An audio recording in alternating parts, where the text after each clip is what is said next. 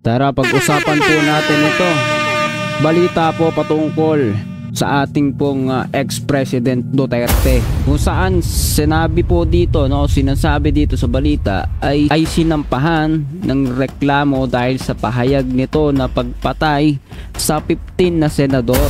Okay, yan po yung mainit na talakayan ngayon, usap-usapan ngayon sa balita sa internet, tara, di natin pagtatagalin to mga tol. Pero kung hindi ka pa nakasubscribe, please hit the subscribe button and notification bell para updated ka palagi sa mga videos po natin na parating. Tara, umpisa na natin to.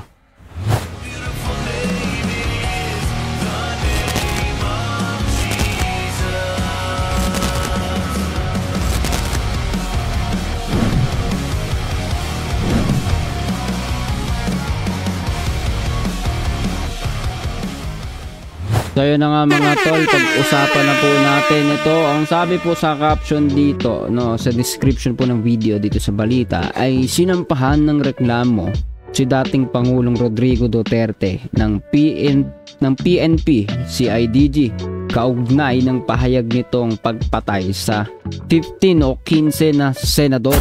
So napakarami po nun, Sabi po dito, base sa reklamo sa Department of Justice o DOJ, maituturing umano yang unlawful, maituturing yang isang unlawful utterances at inciting to sedition. Pero giit ng dating tagapagsalita at abogado ni Duterte, biro lang ang pahayag ng dating Pangulo. Alright, biro lang daw po ito mga tol. Okay, play na po natin. Play natin balita. Dang gabi po, Luzon, Visayas at Mindanao. Sinampahan ng reklamo si dating Pangulong Rodrigo Duterte ng PNP-CIDG kaugnay ng pahayag nitong pagpatay sa 15 senador. Base sa reklamo sa Department of Justice, maituturing umano yang unlawful utterances at inciting to sedition. Pero giit ng dating tagapagsalita at abogado ni Duterte, biro lang ang pahayag ng dating Pangulo. Nakatutok si Mav Gonzalez. Dahil sa pahayag na ito ni dating Pangulong Rodrigo Duterte habang ikinakampanya ang kanyang senatorial slate, patay natin. Makapatay tayo ng mga 15 na senador. Pasok na tayo lahat. The only way to do it is to pasabugin na lang natin yung Naghain kanina ng reklamo ang PNP-CIDG sa Department of Justice laban sa dating Pangulo para sa unlawful utterances and inciting to sedition. Alam nyo, bagong Pilipinas na eh. Hindi na pwede yung ganong mga statements na kinaumagahan, joke only na lang. Tugon ng dating tagapagsalita at legal counsel ng dating Pangulo, nagbibiro lang ito. Alam nila na si Presidente Duterte ay nagbiro. Dati naman nilang alam yun na palabiro siya. Ano ba itong bansa natin? Hindi ka na po pwede magbiro. Magbibiro ka lang, papailan ka na ng kaso. Ang tingin din ng kaalyado ni Duterte na si Senador Bato de la Rosa sa umunoy banta sa institusyong kanyang kinabibilangan, isang araw biro. Hindi pa nyo kilala si Pangulong Duterte, no? Hanggang ngayon, ganun pa rin yung magandang statement. Bibigyan nyo ng weight. Klaro naman yun na biro. Kung talagang totoo niya by heart, gusto niya pumatay ng 15 na senators, bakit niya i-announce? Klaro-klaro na nagpapatawa siya.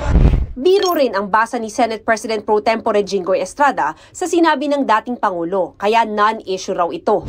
Paniwala naman ni Senador Bong Revilla, bulaklak lang ito ng bibig at ganun daw talaga magsalita ang dating Pangulo. Sabi naman ni Senador Risa Hontiveros, ano daw? Ano pang magiging reaksyon ng mga tao na hirap na nga sa buhay? Tapos ang sagot nung isa dyan ay dagdag na karahasan. Talagang ewan ko lang sa kanila. Ayon naman kay Senate Minority Leader Coco Pimentel, ang Department of Justice at NBI daw ang nakakaalam kung may naganap na krimen. Kung wala, tapusin na aniya ang issue. Para sa GMA Integrated. Alright mga tol, okay. So biro lang po yan mga tol, biro lang po yan. Tandaan po ninyo yung mga mukha ng senador po na nagsasalita po dito. So mga may posisyon po sa politika, mga kilalang pangalan, Saman nyo na rin po dito si Attorney Salvador Panelo na nagpapahayag po na ito po'y biro lamang. Okay? Masyado kayong seryoso biro lang po daw yan. Okay, ang pagpatay sa 15 senador para maipasok ang nasa kanyang panig ng mga tatakbo o kandidato para maipasok na po. Yun po yata yun, no? Disclaimer lang. Patayin na lang yung senador at yan po biro lang. According kay Attorney Salvador Panelo, nagbiro lang na. Ganyan dati pa yan, no? Sabi alam na nila, ang dating Pangulo ay nagbiro at dati naman nilang alam yun na palabiro siya. Alam naman natin na yan, no? So, ganun po ang pahayag po yung attorney po na ito na si Boss Panelo, no? At si Senador Bato de la Rosa, kung totoong nasa heart daw niya yun, bakit i-announce pa? Nga naman, bakit pa i-announce? Okay, bakit pa niya i-announce? Gagawin na niya yun. Kaya biro lang po yan. Okay, so ayan. Ito rin po, si Jinggoy. Sa tandaan po ninyo yung mga pangalan po na ito. Si Jinggoy, mapagbiro lang talaga si PRRD. Non-issue for me. Okay, solid. Isang solid na non-issue for me. Okay. So, ayan. Ano pa ba?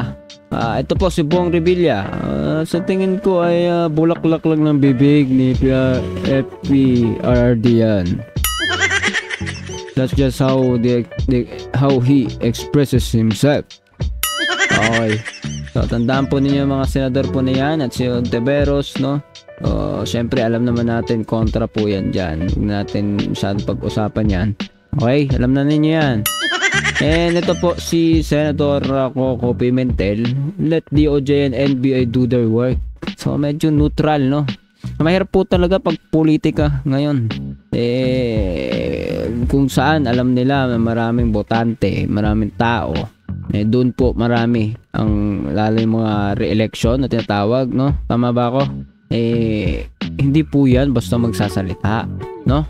Wala tayong sinasabi na ganoon po si Senator Coco Pimentel, pero kayo na po ang bahala. Ang sinasabi ko lang po, tandaan ninyo yung mga pangalan po nito mga to, kasi lalabas po sila sa tawag dito, sa botohan. Tama ba ako? Lahat ba yan?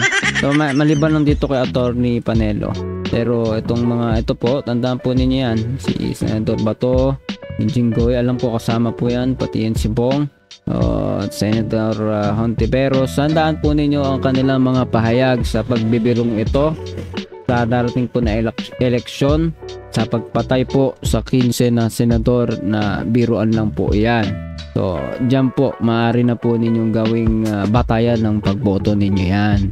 Diba? Okay, so, wala pa po tayong sinasabing anything against sa ating dating Pangulo. O pagsuporta sa kanya, no? Siguro gayahin na lang din natin si Coco, no? Coco Pimentel na let DOJ and NBI do their work. Isang malutong na do their work yan, mga tol. Okay, so yan, kayo na po ang bahalang umusga, mga tol. So kita naman po natin na dati po naman ganyan po ang ating dating Pangulo na si Duterte, no? Sabi nga niya dati mag-jet ski siya, di ba? Kayo naman nagsipapaniwala kayo. Palabiro po yan si ating dating Pangulong Duterte. Ewan ko, pero para sa akin, for me, kung ako ang tatanungin, syempre ayoko rin naman ng halos lahat ng pagkakataon biruan na, no? Wala lang seryoso, no? Di mo na makapa kung ano yung totoo. Basta sa akin, maigi, mas mabuti yung may standing na malinaw at hindi palaging nagbibiro. So, hindi ko sinasabing palaging nagbibiro si Duterte, no? Wala ko sinabing gano'n, ha? Baka dun sa mga DDS dyan, no, mga tol. So, kayo, anong masasabi ninyo sa usapin na ito?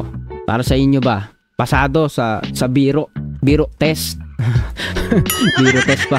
Pasado ba ang pagbibiro ng pagpatay sa 15 senador para makapasok ang mga kandidato ng ating dating Pangulo? Pasado ba ito sa kriteria ng isang bagay na matatawag na biro para sa inyo or hindi? Comment down below, pag-usapan natin yan.